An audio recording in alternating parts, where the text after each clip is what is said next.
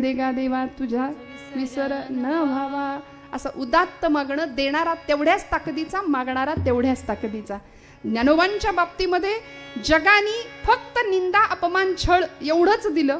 आमच्या साईनाथांचं उदाहरण घ्या, पणत्या पेटवायला, दिवे पेटवायला तेल सुद्धा नाही, लोकांनी चेष्टा करावी पाणी द्यावं तेल म्हणून आणि पाण्यावरती दिवे पेटवावेत. हा चमत्कार करावा, या चमत्कारासाठी संतांचा जन्म नव्हता श्रोते हो. साईनाथांना चमत्काराची हौस नव्हती हो. ब्रह्मचैतन्य गोंदवलेकर महाराज सातारचे एक प्रसिद्ध संत आहेत. ते म्हणायचे संत जेव्हा चमत्कार करतात त्यावेळी त्यांच्या पातळीपेक्षा कितीतरी खाली आलेले असतात. साईनाथांना लोकांचा विश्वास बसावा याकरता चमत्कार करावे लागले. चमत्काराची हौस नव्हती. साक्षात ब्रह्मतदाकार वृत्तीला, सच्चिदानंद अवस्थेला पोहोचलेली ही विभूती. आणि अशा वेळी ज्ञानोबांच्या काळात सुद्धा ज्ञानोबांना कमी नाही त्रास दिला लोकांनी. इतकं छळलं. रस्त्याने जाताना, माधुकरी मागताना कुणीतरी झोळी हिसकावून घ्यावी, पीठ ओढून घ्यावं, सांडावं सगळं जमिनीवर, कुणीतरी पिठात रेघोट्या ओढाव्यात. काय पाप केलं होतं मला सांगा, काय पाप केलं होतं असं? हा, आणि अशा वेळी हे सगळं सहन करावं या चारही भावंडांनी.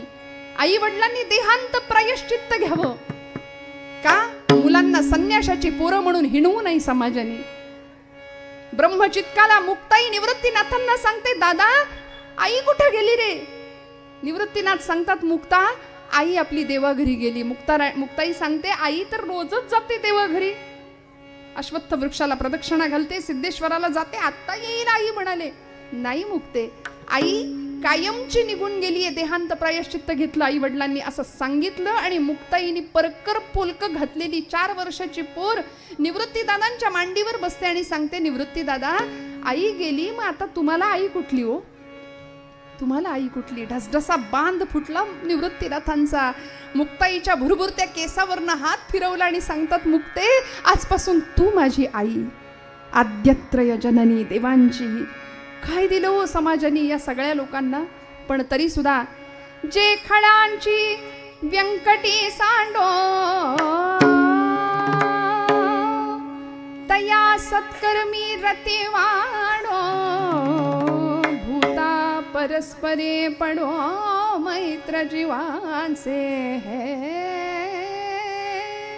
जे खळांची व्यंकटी, दुष्टांचा दुष्टपणा संपू दे, तया सत्कर्मी रती वाढो. असं इतकं देखणं मागणं जगाच्या पाठीवर कुणीच नाही मागितलं, आमच्या संतांनी मागितलंय. जगाने फक्त त्रास दिला. आम्हाला जर आमच्या शेजाऱ्यांनी त्रास दिला तर आम्ही त्याचं सुख चिंतू का हो? खरं सांगा अंतःकरणापासून. नाही ना. म्हणून संतांचं हृदय वेगळं, तुमचं माझं हृदय वेगळं. आम्ही आपल्या माणसाचं सुद्धा अहित कसं होईल याच्या प्रयत्नात असतो रात्रंदिवस. पण तुकोबरायांसारखे, ज्ञानोबांसारखे, नामदेवांसारखे संत जगाच्या पाठीवर येतात, आगळं वेगळं मागणं भगवंताच्या चरणाजवळ मागतात. ज्यावेळी वयाच्या 5व्या वर्षी भगवंताच्या समोर नामदेव महाराजांनी उभं राहावं आणि हट्ट करावा, देवा जेव. का? वडिलांनी सांगितलंय, देव जेवल्याशिवाय आपण जेवायचं नाही. 5 वर्षाचं लेकरू आहे. किती? तुमच्या माझ्या घरातलं 5 वर्षाचं लेकरू जरा बघा, ते गावभर आता माझी सटकली करत हिंडतय. त्याला काही नाही, सांगणारी आई नाही, सांगणारे पालक नाहीयेत. 5व्या वर्षी सिद्धी म्हणजे काय असतं? वयाच्या 5व्या वर्षी नामदेव महाराज पांडुरंगासमोर उभे राहतात. गुणाई मातेनी सुंदर पंचपक्वांनांनी भरलेलं नैवेद्याचं ताट दिले. ताट घेऊन नामदेव महाराज आले, देवासमोर उभे राहिले, मंडल केलं, ताट ठेवलं, पाणी फिरवलं आणि म्हणले, करा सुरुवात. देव जेवेल एवढ्यानी? एवढ्या अर्जवानी देव येईल का हो? नाही आले. नामदेव महाराज म्हणले, 5 वर्षाचे नामदेव महाराज आहेत, म्हणाले, देवा रोज माझे वडील येतात नैवेद्य घेऊन, आज मी एवढा पोर आलोय म्हणून काही चवण्या ढवण्या लावलेस वय? बऱ्या बोलानं जेव. तरी सुद्धा देव येईना हो. दगडातला, पाषाणातला चैतन्य जाग करण्याचं सामर्थ्य संतांकडे होतं, तुमच्या माझ्याकडे नाही. म्हणून तुम्ही आम्ही किती वेळ नैवेद्य धरून बसा, देव येणार नाही ना? नाही येणार, हे आम्हाला ठाम माहिती आहे. आम्ही नाही म्हणून खुशाल मोकळे, देव येणारच नाही आमच्याकरता. संतांकरता आला, तुमच्या माझ्याकरता का नाही येणार? हा विश्वास आमचा कमी आहे हो. देवावरचा विश्वासच तुमचा माझा कमी आहे. म्हणून आम्ही आमच्यापैकी अशी काही करंटी माणसं आहेत की जी देवाला मानायलाच तयार नाही. खरंच साईबाबा होते का, आणि मग ते कुठल्या धर्माचे होते, विनाकारण नको त्या बाष्कळ वल्गना करण्यामध्ये आम्ही आमचा वेळ वाया घालवतो. पण मला सांगा, असं एखादं विभूतिमत्व, असा एखादा संत सत्पुरुष जगाच्या कल्याणाकरता अवतरतो आणि तुमच्या माझ्या कल्याणाचं ब्रीद हातात घेऊन आयुष्य जीवन व्यतीत करतो, हे कमी आहे का? ज्यावेळी नामदेव महाराज पांडुरंगाला सांगतात देवा जेव, पांडुरंग जेवायला तयार नाही. तुमच्या माझ्याकडून नैवेद्य स्वीकारत नाही भगवंत, कारण आम्ही वाटच बघत नाही. आम्ही पाणी नैवेद्य ठेवतो, पाणी फिरवतो, लगेच काढून घेतो. आम्हाला केवढी भीती, खाल्लं बिल्लं तर करायचं काय त्याने. आणि खरं सांगू का, तो आपला नैवेद्य खात नाही याच्यातच आपली आब राखू नये. त्यानं जर खायला एकदा सुरुवात केली तर तुमचं माझं काही शिल्लक राहणार नाही. लक्षात घ्या. अनंत हस्ते कमलावराने देता किती घेशील दोकराने, नेईल जेव्हा ते तो क्या करानी किती रक्षसी मग दोकराने. अनंत हस्तांनी देणारा अनंत कोटी ब्रह्मांड नायक समोर उभा आहे.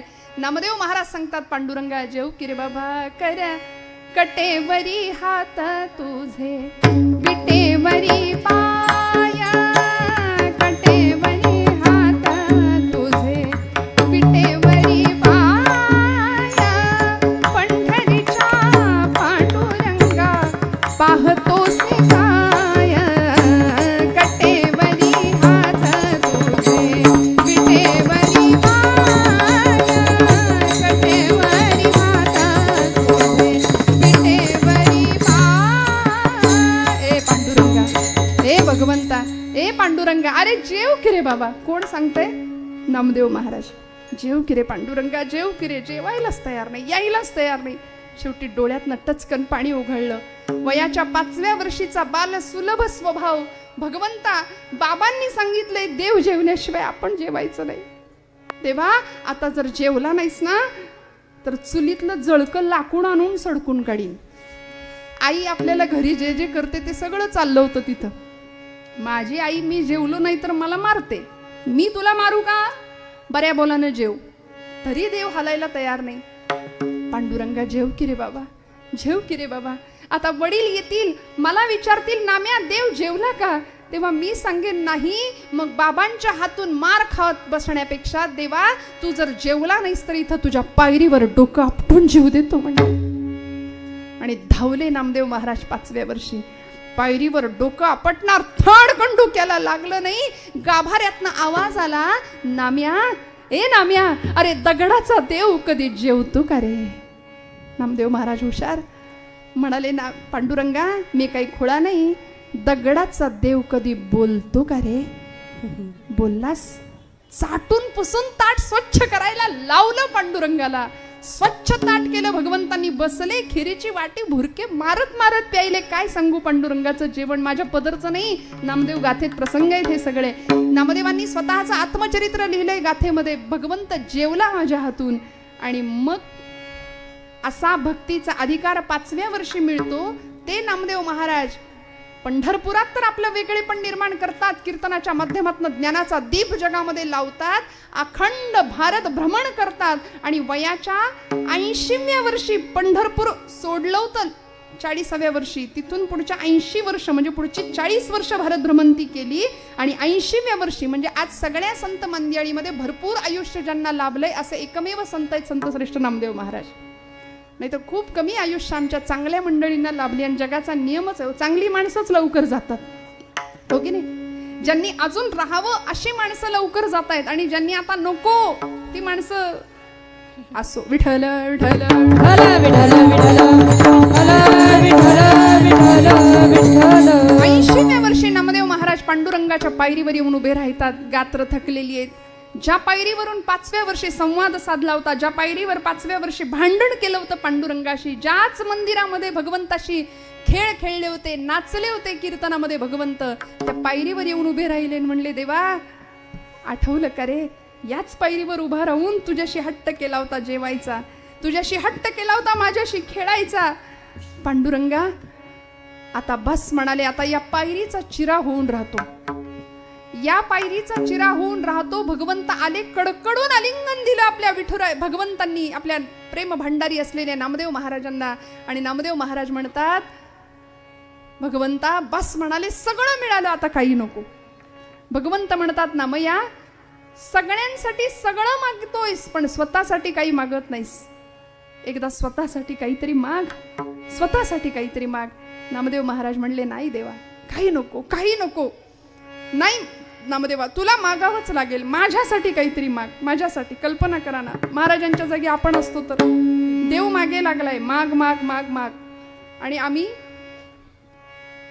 आमची यादी लगेच तयार राहील, पण नामदेव महाराज म्हणतात, नाही देवा, काहीच नको, काहीच नको. भगवंत म्हणतायत, मागा नामदेवा, माझ्या करता मागा. नामदेव महाराज सांगतात, देवा, एकतर मला काही नको आहे आणि द्यायचंच असेल तर काय देशील, त्याची यादी नामदेव महाराज सांगतात पहिल्या चरणापासून. तया कुळा माझी या सकळा हरीच्या दासा, कल्पनेची बाधा न हो कोणे काळी, ही संत मंडळी सुखी असो. किती देखणं मागणं नामदेव महाराजांनी मागितलं बघा. आज मला इतका आनंद होतोय आपल्या सगळ्यांसमोर सेवा करताना. मंडपामध्ये, या धर्म मंडपामध्ये उपस्थित असलेली लहान लहान लेकरं इतकी दिसतायत राहणे काका, मला इतकं छान वाटतंय. एकदा त्या लेकरांसाठी टाळ्या वाजवा बरं, जोरदार. त्यांची चुळबुळ चालली आहे त्यांच्या पद्धतीने, पण हे खरं आमच्या देशाचं भवितव्य आहे. ही धर्माची खऱ्या अर्थी उत्थान करणारी अशी पिढी आहे की जिथे संतांना आनंद व्हावा, ज्या भूमीला आनंद व्हावा, की इथली लेकरं कथा कीर्तनं ऐकणारी असावीत. आणि तीच लेकरं एका बाजूला व्यसन आणि फॅशनच्या आहारी जाऊन जर धर्मसंस्कृती बुडवायला निघाली असतील तर त्यांना योग्य मार्गावर आणणारी ही पुढची पिढी निर्माण होतीये, हे आम्हाला विसरून चालणार नाही. मला आनंद वाटतोय इथल्या या मंडळाच्या किंवा या सगळ्या कार्यक्रमाच्या खटाटोपामध्ये प्रत्येकाने आपलं कार्य, ज्यांनी ज्यांनी आपलं कार्य दिलं, अशी सगळी तरुण मंडळी इथं दिसत आहेत. महाप्रसादाची तयारी इतकं छान सगळं चालू आहे. मग मला सांगा, आपण सर्व मंडळी असे उदास चेहऱ्याने बसलाय असं काही नाही ना? नाही ना? देवानी एवढं छान सृष्टीत आम्हाला जन्माला घातलंय आणि आम्ही जर अशा मुडदूस चेहऱ्याने बसलो, इथे कुणाच्या घेण्यात नाही, कुणाच्या देण्यात नाही, तर त्याला आवडेल का हो? मला सांगा, सडलेलं, कुजलेलं, नाचलेलं फूल आम्ही देवाला कधी घालतो का? नाही ना? मग हा देह ज्यावेळी टवटवीत आहे, हा देह ज्यावेळी उत्तम कार्यरत आहे, तोच देह भगवंताच्या चरणाजवळ न्यायचा आहे. नाहीतर उठलेलं बसवत नाही, बसलेलं उठवत नाही, इकडं बोललेलं कळत नाही, ऐकलेलं ऐकायला येत नाही, अशी अवस्था येते.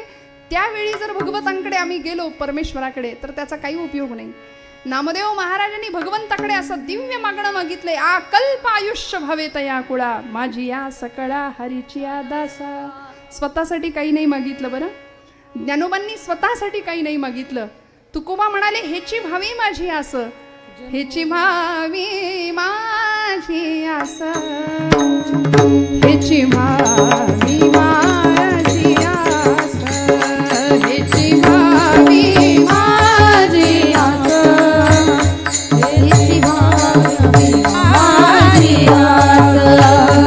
जन्मोजन्मी तुझा दास, जन्मोजन्मी तुझा दास, पंढरीचा वार करी, पंढरीचा वार करी, पंढरीचा वार करी, पंढरीचा वार करी.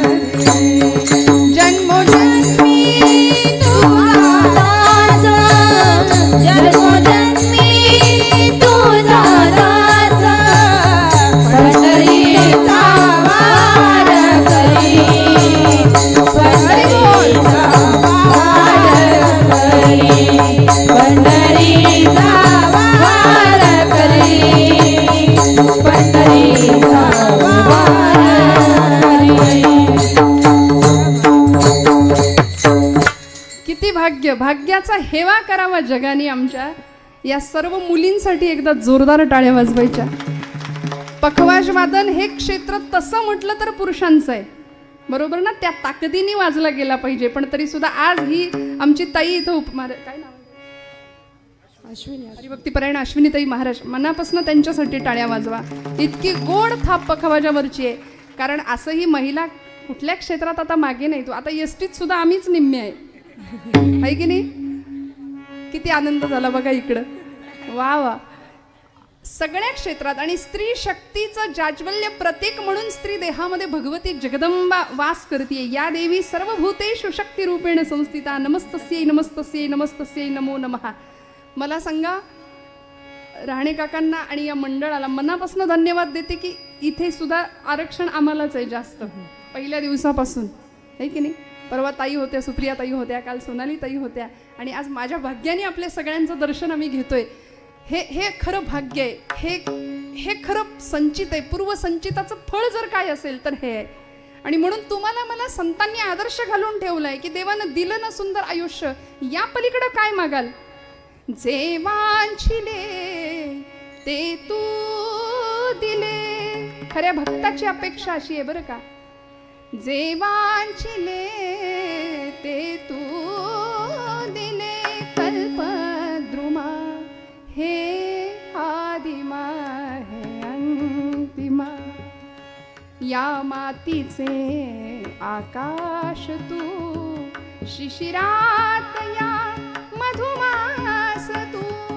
देशी मृता तू अमृता, पुरुषोत्तमा हे आदिमा हे अंतिमा. देणे तुझे तू केशरी. ऋणात राहावं बरं का देवाच्या. सगळं दिलंय, पायाच्या अगदी डोक्याच्या केसापासून पायाच्या नखापर्यंत अव्यंग देह दिलाय, उत्तम देह दिला. या देहातला एका जरी अवयवात बिघाड झाला तरी डॉक्टरकडे जा. फार पुढचं नाही बोलत, साधी दाढ काढायची म्हणलं तरी 2000 आहेत, बसवायचं अजून पुढचं. एक एक अवयव सगळ्याचा हिशोब करा. आणि हे सगळं भगवंतांनी तुम्हाला मला एकही रुपया न घेता या अनंत कोटी ब्रह्मांडाचे इतके अनंत उपकार आहेत. आणि या शरीराचं, या देहाचं सार्थक जर कशामध्ये व्हायचं असेल तर आम्हाला भगवंताकडे काय मागायचं हे कळलं पाहिजे. नामदेव महाराज वस्तुपाठ ठेवतात तुमच्या माझ्या करता. काय मागतात. आकल्प आयुष्य व्हावे तया कुळा, माझी या सकळा हरीच्या दासा. माझी या सकळा हरीच्या दासा. आकल्प आयुष्य व्हावे तया कुळा, हा अन्वय आहे. कुणाला आकल्प आयुष्य द्यायचंय. हरीच्या दासांच्या कुळांना. कुळ हा समूहवाचक शब्द आहे, समूह अर्थाने. हरीच्या दासांना नाही, त्यांच्या कुळांना अकल्प आयुष्य लाभावं. जशी तुकोबरायांची आजची 13वी 14वी पिढी आहे. नाथांची हरिभक्तीपरायण वारकरी संप्रदायातले ज्येष्ठ कीर्तनकार योगीराज महाराज गोसावी नाथांचे 13वे वंशज आहेत. ही अशी कुळ परंपरा. आकल्प आयुष्य लाभावे तया कुळा, माझी या सकाळा हरीची या दासा. किती आयुष्य मागितलं. कल्पापर्यंतच. आकल्प. आपण कल्प, आपल्याला वर्ष माहितीये, महिने माहिती आहेत, युग माहिती आहेत, पण कल्प ही काय भानगड आहे. कल्प हा काय विषय. दाते पंचांग कधीतरी घरी जाऊन उघडून बघा, त्याच्यामध्ये अगदी पहिल्या 2 पानांनंतर, किंवा आपण नेटवर सर्च करा. आता सध्या सगळं सोपं झालंय की नाही. गुगल हातामध्ये आहे. गुगल गुरु म्हणतात लोक त्याला. परवा गुरुपौर्णिमेला गुरुची पूजाच नाही केली, म्हणले आम्ही गुगल गुरुच मानतो. आता बुद्धिमत्तेची दृष्ट काढावी मीठ मोहऱ्यांनी यांच्या. गुरु नकोच म्हणले, आम्हाला गुगल गुरुच आहे. त्याच्यावर काही सर्च करा, सगळं मिळतं म्हणाले. सगळं मिळतं, पण काय सर्च करायचं हे सांगायला सुद्धा गुरु लागतो बरं का जीवनामध्ये. काय शोधायचं त्याच्यावरती. त्यावेळी हे सगळं आम्हाला सहज उपलब्ध आहे. कल्पापर्यंतचं काय गणित आहे. आता मला माझ्या प्रश्नांची थोडी उत्तर द्या. नामदेव महाराजांनी आयुष्य मागितलं. कुणाकडे. जागे आहेत ना आपण सगळे. नामदेव महाराजांनी आयुष्य मागितलं पांडुरंगाकडे. कुणासाठी मागितलं. हरीच्या दासांसाठी, हरिभक्तांसाठी. कशासाठी मागितलं. कुळापर्यंत, कुळाला, हरीच्या दासांच्या कुळांना आकल्प आयुष्य मिळू दे म्हणाले नामदेव महाराज. आता कल्पाचं गणित जर मांडायचं झालं तर वास्तविक सरासरी कलियुगातलं आयुर्मान काय आहे हो. आम्ही किती वर्ष जगतो. 100 वर्षाचं गणित आहे. बरं, आता त्यातही अनेक प्रकारची रोगराई आहे. कोरोना काल होते, आत्ता नाही. कधी जातील सांगता येत नाही. काळ कधी झडप घालेल सांगता येत नाही, अशी अवस्था. अनेक प्रकारचे रोग आहेत. रासायनिक खतांचं आम्ही सगळे खातोय. आताची पिढी. अजून आयुर्मान कमी झालंय की नाही. तरी सुद्धा बोनस लाईफ काहींना मिळतं. 100 सुद्धा क्रॉस करणारी काही मंडळी आहेत, जुनी माणसं बरं का. आताची नाही पिढी. कारण आता विचार, आहार, उच्चार सगळं बदललंय. त्यामुळे 100 सुद्धा पार करणं हे कठीण होऊन बसले. सरासरी आयुर्मान 100 वर्षाचं आहे म्हणाले, त्यातलं सुद्धा 50 वर्ष, अर्ध आयुष्य आपण झोपेत घालवतो. राहिले किती? 50 वर्ष. त्या 50 वर्षामध्ये काय काय करायचं आणि काय काय नाही करायचं, व्यसन कधी करायचं, झोप कधी घ्यायची, बायका पोरं, लग्न, नोकरी, मुलं बाळ, हे सगळं कधी करायचं, हे सगळं अवघड होऊन बसलं की नाही. मग असा जर हिशोब केला तर 100 वर्षाच्या आयुष्य मिळणाऱ्या मानवाला नामदेव महाराज पांडुरंगाला म्हणतात, कल्पापर्यंतचं आयुष्य दे भगवंता. मला सांगा, कालगणनेमध्ये काळाचं गणित करताना सगळ्यात लहान कुठला काळ असतो? घड्याळातला. जागेत का आपण सगळे? घड्याळातला सगळ्यात लहान काळ कुठला आहे? सेकंद. बरोबर ना? सेकंदाचा हिशोब. आता मला उत्तर द्या. 60 सेकंदांचा 1 मिनिट, 60 मिनिटांचा 1 तास, 24 तासांचा 1 दिवस. बरोबर. 7 दिवसांचा 1 आठवडा, 7 दिवसांचा 1 आठवडा, 2 आठवड्यांचा 1 पंधरवडा सुरू होतो. 2 आठवड्यांचा 1 पंधरवडा, 2 पंधरवड्यांचा 1 महिना, 2 महिन्यांचा 1 संपलं. विठ्ठल विठ्ठल विठ्ठल विठ्ठल.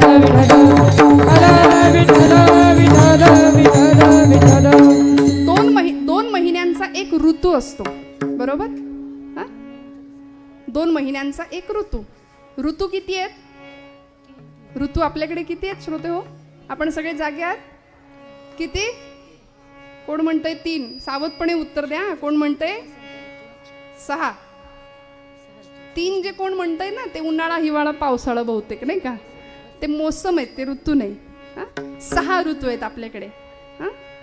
आता या सगळ्या मुलांना विचारा, त्यांना शाळेत असतं पाठांतराला, आणि नसेल तरी आपण सांगूया आता त्यांना 6 ऋतू कुठले बाबा. या 6 ऋतूंचा पैकी 3 ऋतूंचं 1 आयन असतं.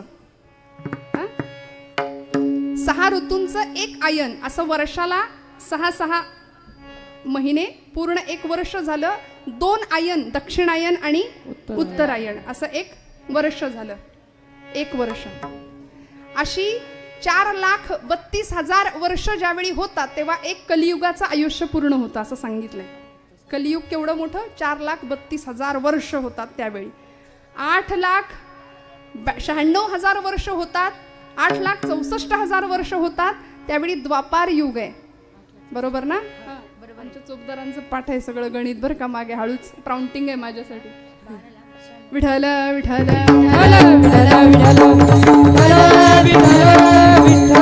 12,96,000 वर्षांचं 1 त्रेतायुग आहे, आणि पुढे 17,28,000 वर्षांचं 1 कृतयुग, सत्ययुग म्हणतात. आणि या सगळ्या युगांची, या सगळ्या वर्षांची बेरीज करू आपण, त्यावेळी 1 महायुग होतं. आणि अशी 1000 महायुग होतात तेव्हा 1 कल्प होतं. कॅल्सीवर आता करा गणित. नामदेव महाराज म्हणले 1 कल्प, कल्पापर्यंतचं आयुष्य तुम्हाला मला आमच्या हरिदासांना दे भगवंता. हे मागणं अवघड आहे, देणारा तेवढ्या ताकदीचा आहे म्हणून मागितलंय त्याच्याकडे. हे कुणाकडेही मागायचं हे मागणं नाहीये बरं का. आकल्प आयुष्य व्हावे तया कुळा, माझी या सकळा हरीच्या दासा. माझ्या हरिभक्तांना भगवंता आकल्पापर्यंतचं आयुष्य दे. सोपं सांगते, यावत चंद्र दिवाकर उजाला म्हणतात. या भूमीवर चंद्र सूर्य असेपर्यंत संतांचं नाव अजरामर राहिलं पाहिजे, त्यांच्या कुळाचं नाव अजरामर राहिलं पाहिजे. म्हणून ज्ञानोबांना, बाकी सगळं आम्ही विसरू, पण ज्ञानोबा तुकोबा हे या भूमीचं रसायन आहे, हे आम्ही नाही विसरू शकत. पण दुर्दैवानी हे सगळं बाजूला ठेवलंय आणि आम्ही नको त्या पाश्चिमात्यकरणाच्या आहारी जातोय, नको त्यांचं अनुकरण करतोय. आमची पोरं, आमच्या मुली वेशभूषेपासून केशभूषेपर्यंत सगळं शिकवायची वेळ आली. बाई ग, केस नीट बांधून ठेवत जा, कपाळाला डोक्याला 1 कुंकू लावत जा. मुलांना सांगावं लागतं, गणपतीची पूजा करतोस, देवीचं नवरात्र आलंय, नवरात्र देवी समोर उभा राहतो, उघड्या डोक्याने जाऊ नको, डोक्याला टोपी घाल. ते म्हणतो बरमुड्यावर पूजा करतो, काय होतंय त्याला? धोतर नेसणारी माणसं बॅकवर्ड समजली जात आहेत आज. का हो? हे धर्म शिक्षण आम्ही देत नाही म्हणून केरला स्टोरी तुमच्या माझ्या आजूबाजूला घडल्याशिवाय राहत नाही. तुमच्या माझ्या तरण्या ताठ्या पोरी संध्याकाळी 7 नंतर घरामध्ये नाही आल्या तर मला सांगा, आई वडिलांच्या हृदयाचा ठोका चुकतो की नाही? आज आजूबाजूला ही परिस्थिती आहे. धर्मद्वेष्टे धर्मांध माणसं आमच्या धर्मावर विशिष्ट पद्धतीने घाला घालतायत. लव जिहादचा प्रश्न प्रचंड गंभीर स्वरूपात वासून उभा आहे आणि आम्ही आमच्याच सुखामध्ये इतके रममाण आहे. आम्हाला कुणाशी काही कशाशी घेणं देणं नाही. ज्यावेळी हे संकट आमच्या उमरेवर येऊन ठकेल तेव्हा मात्र मग आमच्या तळपायाखालची जमीन सरकल्याशिवाय राहणार नाही. मला सांगा, हा देश संतांचा आहे, ही भूमी वीरांची आहे, महापुरुषांची आहे. नामदेवांसारखा एक आगळा वेगळा विरळा संत इथे अकल्प आयुष्य मागतो पांडुरंगाकडे, हरिता कुळांना, हरिभक्तांच्या कुळांना. मग तुमचं माझं कर्तव्य काय आहे?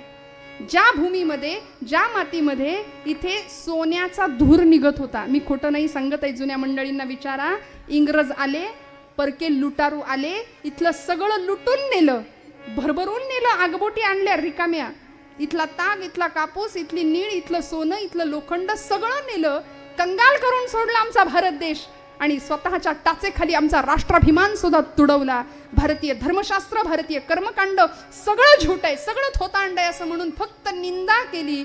150 वर्ष इंग्रज भारतात राहिला, तो त्याच्या मम्मीला कधी आई नाही म्हणाला आणि आपण मात्र त्याचा गुण घेतला.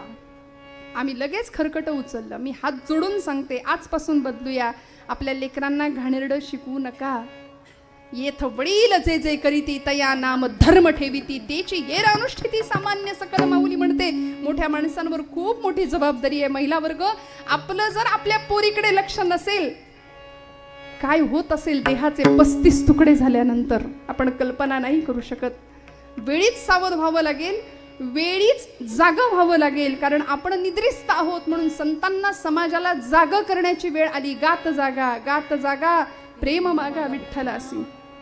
आपुलिया हिता जो असे जागता, धन्य माता पिता तयांची. जागणं महत्वाचं आहे. आम्ही निद्रिस्त आहोत त्यामुळे. बरं, आमची पोरं स्वप्न बघायला तयार नाहीत. नको ती स्वप्न बघतो आम्ही, नको ती माणसं स्वप्नात येतात आणि सगळ्या आयुष्याचं नुकसान होऊन बसतं. APJ अब्दुल कलाम म्हणायचे, भारताचे मिसाईल मॅन, स्वप्न बघा, स्वप्न बघा, कारण ती स्वप्न तुम्हाला विचार करायला प्रवृत्त करतात आणि तुमचे विचार तुम्हाला कृती करायला भाग पडतात. आणि अशी स्वप्न जर आमच्या पोरांनी नाही बघितली तर आमच्या मुलांचं भवितव्य एवढंच असतं, तेजस्विता, तपस्विता आणि तत्परता या 3 गुण ज्यांच्याकडे आहेत त्यांना तरुण म्हणावं. पण आजचा तरुण संध्याकाळ झाली की धरून आणावा लागतोय, हे आमचं भाग्य आहे. बरोबर आहे की नाही? माझं चुकत असेल तर सांगा. रोज संध्याकाळी सरकार मान्य होणारी माणसं आहेत, यापेक्षा स्पष्ट मी नाही बोलत या गादीवरून. मर्यादा आहे. मग आम्ही अशा पद्धतीची पिढी घडवायची आहे की कथा कीर्तनाच्या माध्यमातून, समाज प्रबोधनाच्या माध्यमातून खऱ्या अर्थी देशाचं उत्थान करणारी, आज 3Dच्या मागे लागणारी पिढी तुमच्या माझ्या बाजूला दिसतीये ना, डोळे खराब करणारी, वजन वाढवणारी, किलोनी. मैदानी खेळ आम्ही विसरलो, सगळं विसरलो. या देशात क्रांती झाली पाहिजे, हातात पत्ते बसलाय पारावर, आणि या देशात क्रांती झाली पाहिजे. अशा वल्गना आणि बाष्कळ गप्पा बास झाल्या. आता खूप मारणारी लोक पाहिली, पण कृतिशील कार्यकर्ते समोर आले तर असे उत्साह लोकार्पण सोहळे घडतात आणि त्या माध्यमातून अशी ज्ञानाची दिवाळी साजरी होते. म्हणून या मंडळाला शतशः धन्यवाद आहेत की तरुण आबाल वृद्धांसाठी ज्या पद्धतीने समाजात जागरण व्हावं हा उद्देश आहे या मंडळींचा. आणि खरं सांगू का, तुम्ही आम्ही आपापल्या पातळीवर काहीतरी देणं लागतो बरं का अशा कार्यक्रमांना. हे सगळं एका हाताने, 2 हातांनी शक्य नाहीये. मला सांगा, भगवान गोपाल कृष्णांना गोवर्धन उचलता आला असता की नाही एकट्याला? देव आहे तो, त्याला काय अशक्य होतं?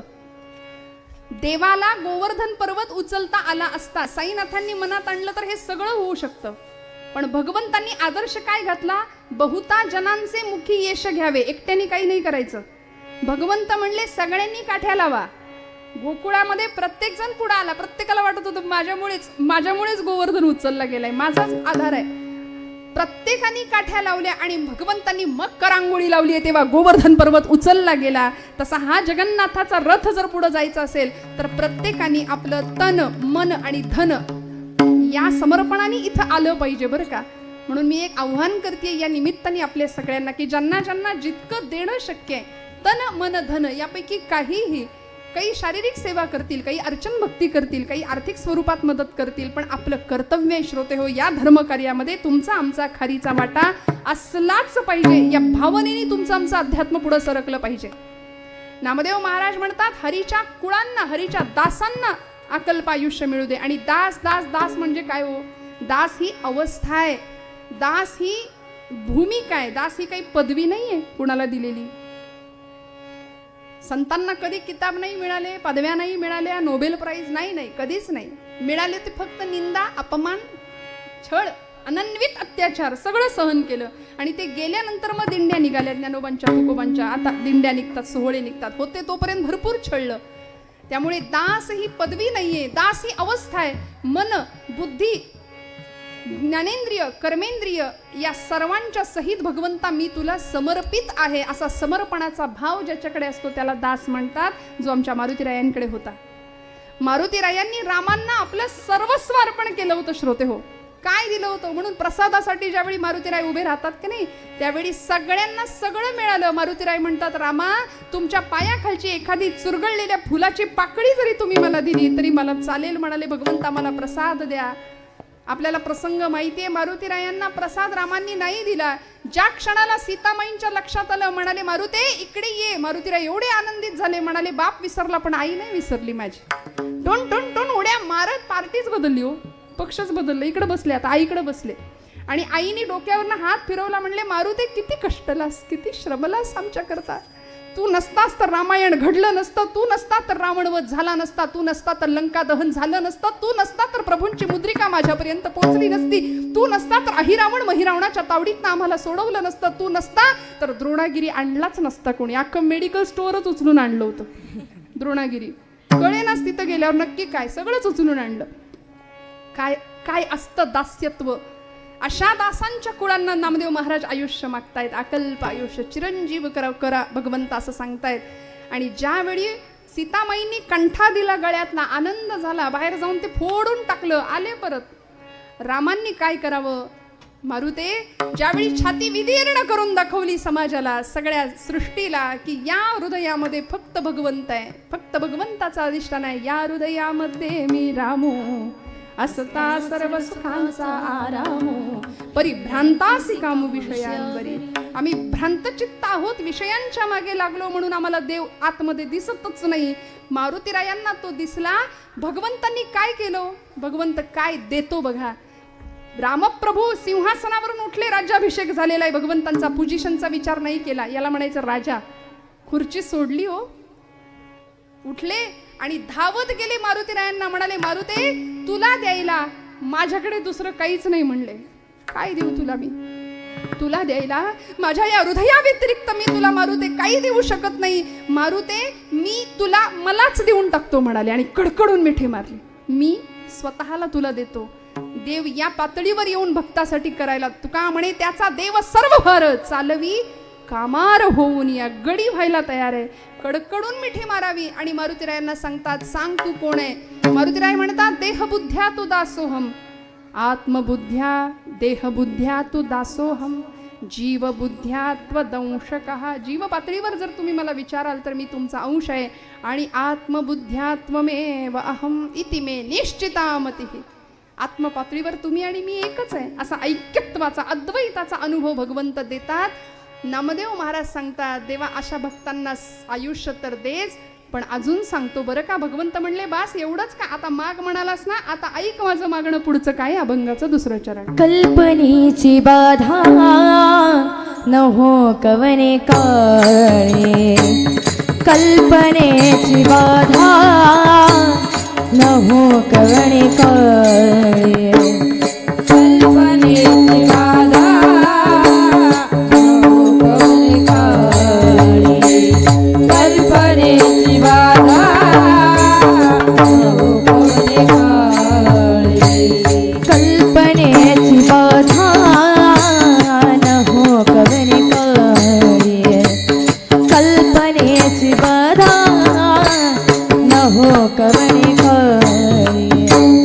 कल्पने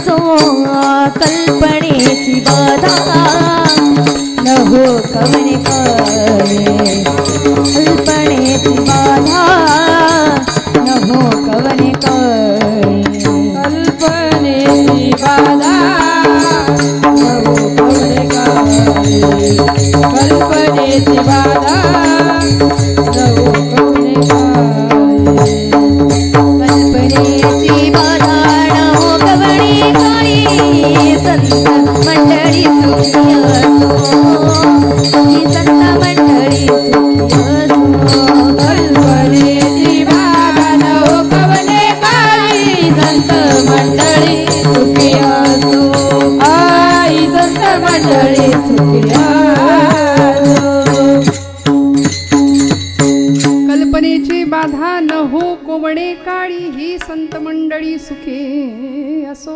नामदेव महाराज म्हणले माझ्या भक्तांना, भगवंता तुझ्या हरिदासांना कल्पनेची बाधा नाही झाली पाहिजे. कारण माणूस स्वभाव गुणधर्मानुसार कल्पना विश्वात फार रमतो. म्हणाले मी असं करीन तसं करीन याऊ करीन त्याऊ करीन. हे नुसतं बोलाची कडी आणि बोलाचा आपल्याकडे म्हण आहे बघा. आमची ऐन तारुण्यातली पोरं मी असं 25शीत असं करीन तसं करीन याऊ करीन, त्या वास्तविक काहीच नाही. आणि मग 60-70 ओलांडल्यावर अशा माणसाला विचारलं की नाही काय हो 25शीत कसे होता, काय गेलं सगळं देवाची इच्छा.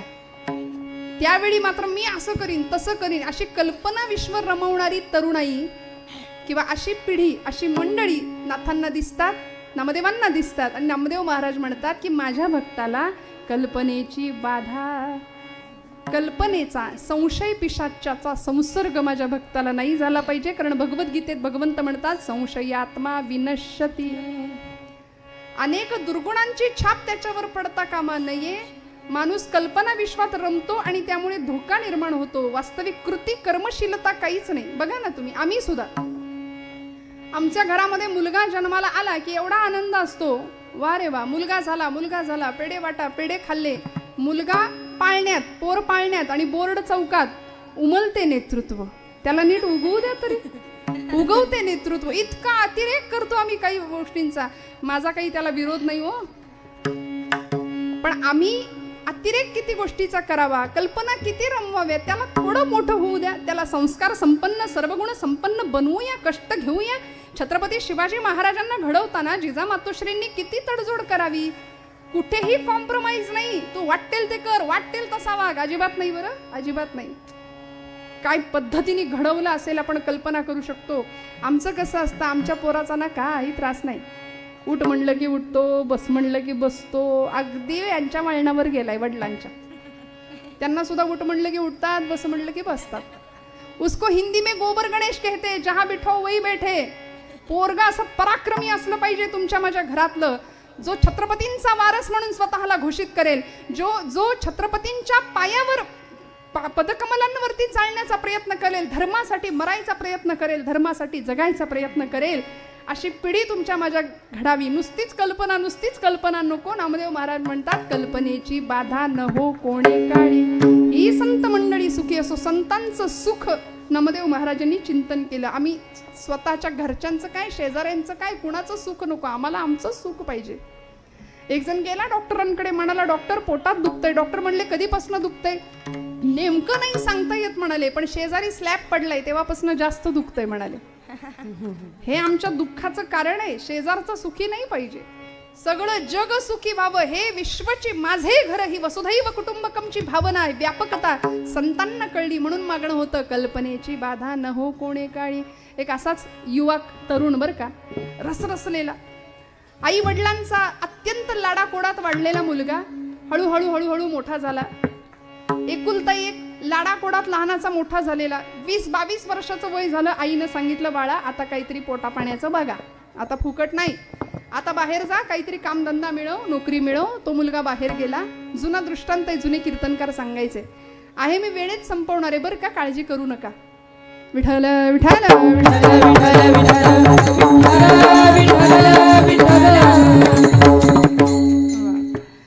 आणि तो ज्यावेळी बाहेर पडला, आईनं सांगितलं होतं नोकरी मिळव, तो बाहेर गेला. चालता चालता चालता मनात विचार, याला कल्पना विश्वात रमायची फार सवय. अशी पोरं असतात बघा, प्रयत्न कमी आणि स्वप्न कल्पना जास्त, फुकटच्या पोकळ गप्पा जास्त मारणारी पिढी आहे बरं का आजूबाजूला आमच्या. तो मुलगा बाहेर गेला, त्यांनी एक पाटी बघितली, जुना दृष्टांत, एक बोर्ड बघितला, त्याच्यावर लिहिलं होतं हुशार, प्रामाणिक आणि कष्टाळू नोकर पाहिजे. बरोबर. तो म्हणला मी हुशार आहे, मी प्रामाणिक आहे, मी कष्टाळू आहे, मला लगेच नोकरी मिळालीच पाहिजे. ती पाटी एका गवळ्याची होती. त्या गवळ्यापर्यंत तो गेला आणि त्याला विचारलं, मला नोकरी द्या. म्हणाली, तुमच्या अटी मला मान्य आहे, मी प्रामाणिक आहे, मी हुशार आहे, मी कष्टाळू आहे. तो गवळी म्हणला, याची बडबड ऐकून याला आपण मार्केटिंगला पाठवूया. म्हणून एक दह्याने भरलेलं मडकं होतं आणि पूर्वीच्या काळी मडक्यातनं दही विकायचे गावोगावी घराघरात जाऊन. ते मडकं म्हणले, उचल दह्याचं, घे डोक्यावर आणि जा दही विकून ये, तुझी नोकरी पक्की, तुझा पगार फिक्स, आता मिळणार तुला पैसे. याला इतका आनंद झाला, म्हटलं आजच बाहेर पडलो, नोकरी मिळाली, वा वा वा, आता पैसा मिळेल, मग त्या पैशाचं मी करू काय. म्हटलं एक म्हैसच विकत घेतो. आता एक म्हैस विकत घेऊया. हळूहळू हळू दूध दुभतं वाढलं, गाई गुरं वाढली, गोठा बांधावा लागला. त्या गोठ्यामध्ये मालकालाच कामाला ठेवलं. बरं का, याचा विचार चालू आहे. दह्याचं मडकं डोक्यावर आहे. म्हणाला मालकालाच त्या गोठ्यामध्ये कामाला ठेवूया. इतका पैसा, इतका पैसा, दुधाचं उत्पादन वाढलं, दूध उत्पादक सहकारी संघाचा अध्यक्ष झाला. इतकं इतकं इतकं. हे काल्पनिक गोष्ट आहे बरं, कुणाचं स्पेसिफिक काही हे सांगत नाही, दृष्टांत आहे असं समजा. सिद्धांत पक्का व्हावा याकरता दृष्टांताची योजना असते. पण आम्ही श्रोते काय करतो, आम्ही दृष्टांत घरी जाऊन घरी नेतो आणि सिद्धांत इथंच राहतो. तसं नाही आहे. कीर्तनातला दृष्टांत हा उदाहरणापुरता आहे, सिद्धांत जास्त कळावा, पक्का व्हावा याकरता. तो गृहस्थ, तो मुलगा विचार करतोय की आता इतका पैसा आला, इतका पैसा आला, दूध उत्पादक सहकारी संघाचा अध्यक्ष झाला, सगळ्यांचं लक्ष त्याच्याकडे गेलं, भरपूर पैसा. मग श्रीमंत मुलींची स्थळं याला यायला लागली, लग्न झालं, उत्तम मुलगी घरामध्ये आली, प्रचंड पैसा. काही सामाजिक पक्षांना, काही सामाजिक संस्थांना दानधर्म द्यायला सुरुवात केली, काही संस्थांना डोनेशन्स द्यायला सुरुवात केली. मग लोकांचं लक्ष गेलं, म्हणाले आमच्या पक्षात या ना, आमच्या पक्षात या ना. एका पक्षामध्ये प्रवेश केला आणि नुसता केला नाही, उमेदवार म्हणून उभा राहिला, निवडून सुद्धा आला. निवडून आल्यानंतर ज्या गावामध्ये जन्म झाला होता त्या गावच्या लोकांनी गावचे सुपुत्र म्हणून सत्कार करायचं ठरवलं आणि रेड कार्पेट, सगळी VIP ट्रीटमेंट, लोक ग्रामस्थ जमले, टाळ्यांचा कडकडाट, गुलाबाच्या फुलांचा हार गळ्यात घालायला आणला होता.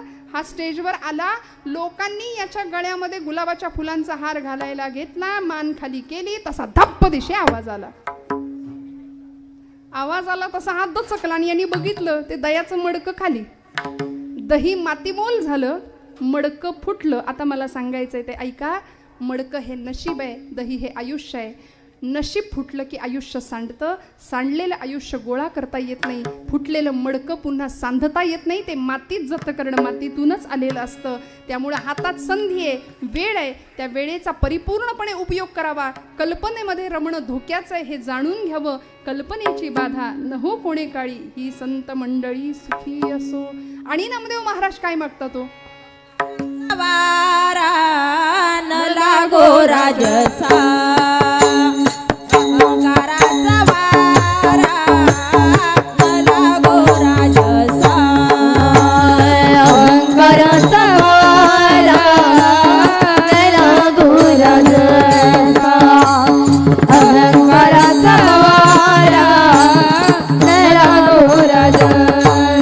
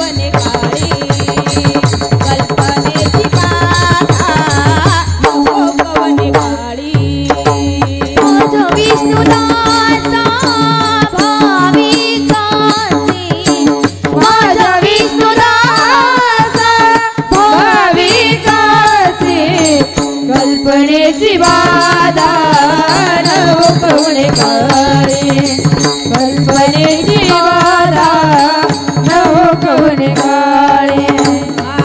अहंकाराचा वारा न लागो राजसा,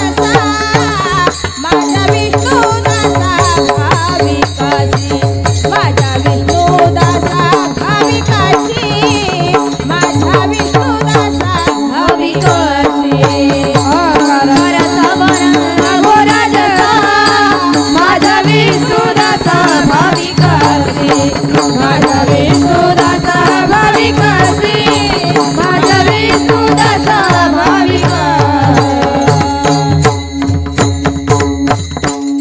अहंकाराचा वारा न लागो राजसा माझ्या विष्णुदासा भाविकासी.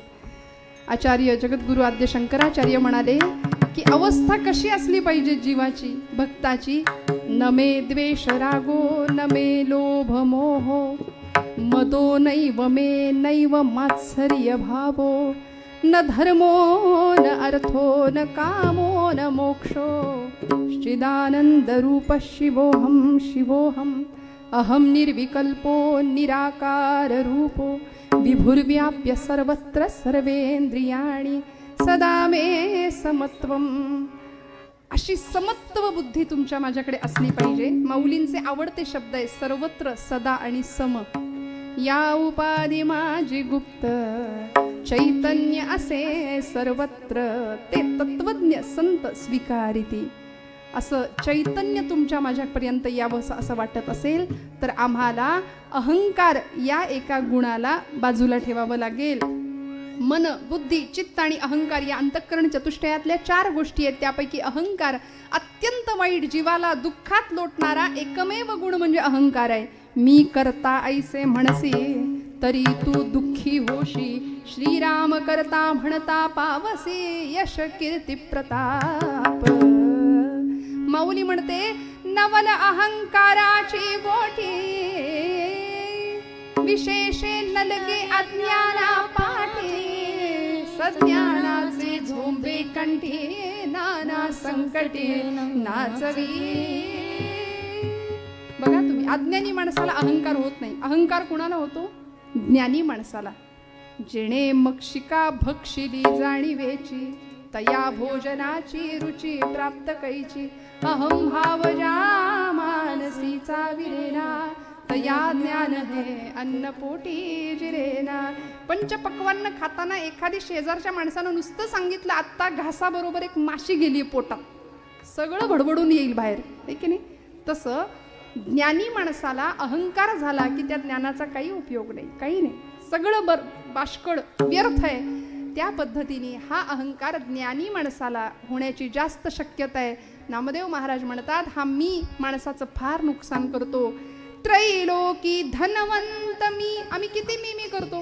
विद्याब्धी मी वीर मी नाता मी दाता मी नरनाथ मी विबुध मी सर्वज्ञ मी शूर मी भोक्ता मीच सुजान मी सुजन मी स्वानंद मी श्रेष्ठ मी. अरे हो हो हो किती मी पण मी हे चिकळे परंतु न कळे कोठील मी कोण मी कोण, मी कुठून आलो, मला कुठं जायचंय हे कळायला अहंकार सोडावा लागेल.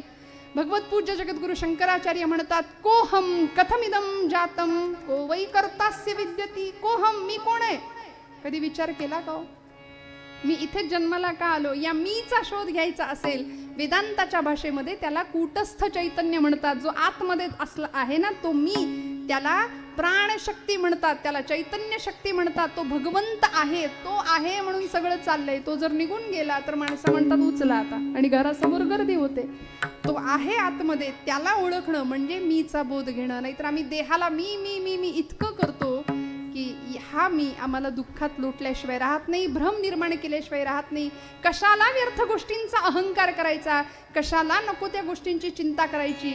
चिंतायचंच असेल तर भगवंताचं नाम, त्याचे पद, त्याच्या पायाचं चिंतन करूया, अहंकार बाजूला ठेवूया. नाथबाबा म्हणतात, नामदेव महाराज म्हणतात अहंकाराचा वारा न लागो राजसा माझ्या विष्णुदासा भाविकासी. हा अहंकार बाजूला ठेवू, समर्पण बुद्धीने भगवंताला शरण जाऊ आणि साईनाथांना प्रार्थना करू. आधी विठोबा, आधी पोटोबा, मग विठोबा. शरीरम आद्यम खलू धर्म साधनम. शरीर हे धर्माचं साधन आहे, मग त्याला वेळेवर नको का मिळायला? काही आमचा महिला वर्ग म्हणत असेल आता ही कधी संपवायची कीर्तन, आधीच घड्याळ पुढं पुढं पुढं पुढं पळतंय. पण खरं सांगू का, आहे हो ते तर करायचंच आहे. पण इतक्या उत्साहाने आणि आनंदाने हा सुरू असलेला आयोजित केलेला हा महोत्सव मी म्हणेन सगळी सृष्टी उत्साही आहे. त्या उत्साही सृष्टीमध्ये भगवंतांनी तुम्हाला मला जन्म दिलाय. साईनाथांची अनन्वित असा कृपेचा आशीर्वाद तुमच्या माझ्यावर आहे. साईबाबांचे परमशिष्य असलेले दासगणू महाराज, त्या दासगणू महाराजांनी साईनाथांना खूप सुंदर प्रार्थना केली, प्रसाद मागितलाय. रहम नजर करना साई, रहम नजर करना, बच्चों का पालन करना, रहम नजर करना साई, रहम नजर, बारीक बसा, बच्चों का पालन करना. मुखी निधान पांडुरंगा, कल्पनेची बाधा न हो कोणे काळी. ही संत मंडळी सुखी असो, असं आगळं वेगळं दिव्य मागणं नामदेव महाराज पांडुरंगाच्या चरणी मागतात. तुम्हाला मला ही सद्बुद्धी व्हावी, इतकी श्रीमंती, इतकं अफाट सामर्थ्य हिंदू धर्म संस्कृतीमध्ये आहे. आज अयोध्येमध्ये प्रभू रामराय सुद्धा येत आहेत. आम्ही साक्षीदार आहोत. राष्ट्र दैवत प्रभू रामचंद्र आमच्यासाठी येत आहे. इकडे साईनाथ आमच्याकरता येत आहेत. आम्ही साक्षीदार आहोत या सोहळ्यांचे. आम्ही भाग्यवान आहोत. ते भाग्य आमचं आम्ही आजमावावं, ते भाग्य उपभोगूया आणि हा असा आनंदाचा सोहळा साजरा करूया. सगळ्यांचं कल्याण चिंतन करूया. कशाला कुणाचं हृदय दुखावायचं मला सांगा. तुमच्या माझ्या बोलण्यातनं दुसऱ्याच्या हृदयातला विठ्ठल डोलला पाहिजे, असं आमचं बोलणं असू द्या. नाहीतर खासकन दुसऱ्याच्या अंगावर ओरडायचं, वासकन एखाद्याला दुखवायचं असं नाही. गळ्यात माळ एक नाही, मग माळेबरोबर पथ्य असावं. जेणे विठ्ठल मात्रा घ्यावी तेणे पथ्य सांभाळावी. पथ्य काय? गळा माळ शोभे आत्मरूप शांती. ती शांती आत्म्याच्या ठिकाणी लाभावी. प्रत्येकाला सुख समाधान प्राप्त व्हावं. कशासाठी दुसऱ्यांचं खरकट खायचं? इतकं प्रगाढ तत्वज्ञान भारतीय संस्कृतीत आहे. भगवद्गीता तुमच्या माझ्या पोरांच्या हातात वेळीच देऊया. 16व्या वर्षी ज्ञानोबा जर ज्ञानेश्वरी लिहितात तर आमच्या पोरांनी 16व्या वर्षी निदान उघडून तर बघितली पाहिजेच ज्ञानेश्वरी. हा अट्टाहास मोठ्या माणसांनी ठेवलाच पाहिजे. नाही ठेवला तर आमची पिढी रसातळाला गेल्याशिवाय राहणार नाही. योग्य वयात योग्य त्या गोष्टी झाल्या पाहिजेत, तेव्हा कल्पनेची बाधा होणार नाही, अहंकाराचा वारा लागणार नाही. उत्तम कल्पापर्यंत आयुष्य हरिभक्तांना मिळाल्याशिवाय राहणार नाही. नामदेव महाराजांचं मागणं भगवंत पूर्ण करतील नव्हे केलंय यात शंका नाही. आज पाश्चिमात्य लोक तुमचं माझ्या भारतीय संस्कृतीचं अनुकरण करतायत. पाश्चिमात्य लोक भगवद्गीतेचा अभ्यास करतायत. छत्रपती शिवाजी महाराजांच्या चरित्राचा अभ्यास अमेरिकेतली माणसं करतायत आणि आम्ही नको त्यांचे पोवाडे गातो. मी तरुण मंडळींना कायम सांगते, आमच्याकडे अनेक लोकांनी स्वाऱ्या केल्या, लुटारू अक्षरशः लुटलं, इथलं सगळं नेऊन लुटलं, भारतभूमी कंगाल केली. 17 स्वाऱ्या केल्या. मोहम्मद गझनी असू दे, सिकंदर असू दे, अनेक लोकांनी स्वाऱ्या केल्या. आणि आम्ही काय म्हणतो, जो जिता वही. वाटलंच मला आता दृष्ट काढा घरी गेल्यावर आपलीच आपण. मी एवढं सगळं सांगितलं, त्याच्यावर बोळा फिरला असं म्हटलं तरी चुकणार नाही. काय म्हणतो आपण, जो जिता वही. आता का बोलाल? मी हात जोडून सांगते, लुटेरे, फुटके लुटेरे कुणीतरी येतात, आमच्या संस्कृतीतलं ज्ञान पळवून नेण्याचा प्रयत्न करतात. इथली नालंदा, तक्षशिला सारखी विद्यापीठ लाखोंच्या संख्येमध्ये पुस्तकं जाळली, पण तरी सुद्धा आज विश्वगुरु म्हणून भारतभूमी जगाच्या ठिकाणी ललामभूत आहे, हे विसरून चालणार नाही. सगळ्या जगामध्ये भारत हा गुरुस्थानी आहे. प्रत्येकाला आत्मिक शांतता हवी असेल तर भारतीय अध्यात्मशास्त्राकडे यावंच लागेल. सगळा भंपकपणा, सगळा भपकेबाजपणा दूर ठेवावा लागेल आणि आमच्या भारतीय संस्कृतीतलं मूळ विसरून चालणार नाही. सगळी मंडळी इकडे धावायला लागली आणि आम्ही नको त्यांचं अनुकरण करतो. आजपासून म्हणी बदलूया. माझ्या तरुणांना मी सांगेन, जो जिता वही सिकंदर नाही, आजपासून बदला. जो जिता वही छत्रपती शिवाजी महाराज, जो जीता वही महाराणा प्रताप, जो जीता वही पृथ्वीराज चौहान, जो जीता वही राजा पृथ्वीराज चौहान, राजा विक्रमादित्य. का हो, भरपूर यादी होईल मोठी. आपल्याला ऑप्शन दिलेत, काही म्हणा, पण सिकंदर नाही म्हणायचं आजपासून. राजांनी एवढं केलं, आमचा इथला धर्म शाबूत आहे. आज तुमच्या माझ्या स्त्रियांचं शील सुरक्षित आहे. कुंकू कपाळावरचं सुरक्षित राहावं याकरते आयुष्याचा यज्ञ केला या मंडळींनी. आणि आम्ही अनेक महापुरुषांच्या जयंत्या साजऱ्या करतो. डीजे शिवाय आमची जयंती होत नाही. छत्रपती शिवप्रभू आमच्या दंडात किती आहेत, यापेक्षा दंडावर, जनकींवर, इकडं टॅटू सगळीकडे असतात, पण रोम रोमात, रक्तात, हाडा मासात किती हे विभूतिमत्व आहे, याचा विचार प्रत्येक तरुणांनी करावा. चरित्र, चारित्र्य, उज्ज्वल बनावं आणि हा देश सर्वार्थाने महान आहेच आहे, पण या देशाचं, या भूमीचं आम्ही काहीतरी देणं लागतो. त्या उद्देशाने प्रत्येकाने आपल्या पातळीवर काहीतरी जगाचा तो भार आपुल्या शिरावर ऐसे थोडे तर वाटो द्या हो. माझ्या समाज बांधवांवर, माझ्या देशावर, माझ्या देशाचा माझ्यावर काहीतरी बोजा आहे, मी काहीतरी देणं लागतो. तिकडे सीमेवर जवान लढतो. व्हिडिओ आवडल्यास आपल्या चॅनलला लाईक, शेअर आणि सबस्क्राईब करायला विसरू नका. धन्यवाद.